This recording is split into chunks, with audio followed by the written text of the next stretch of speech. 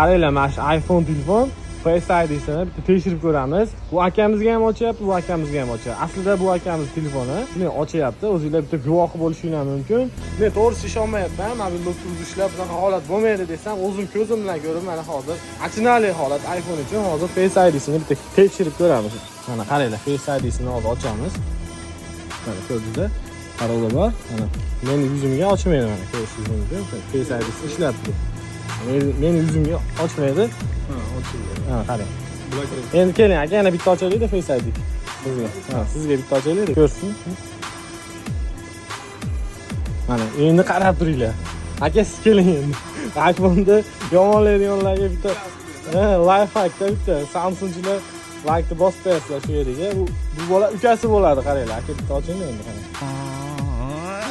Mana, nima deysizlar? Yana bitta oching obunachilarga. Mana Face ID ochdi mana. Nima deysizlar? Ha, nastroykasiga ham kirib ko'rsatib bering, nimasi yo'qligini. Mana bitta deb.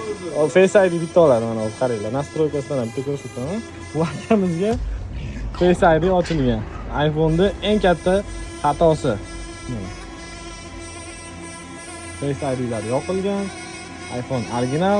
Yoqamizga like, podpiskani bosib qo'yinglar. Shu videoda iPhone'chi do'stlarimizga jo'natib qo'yamiz.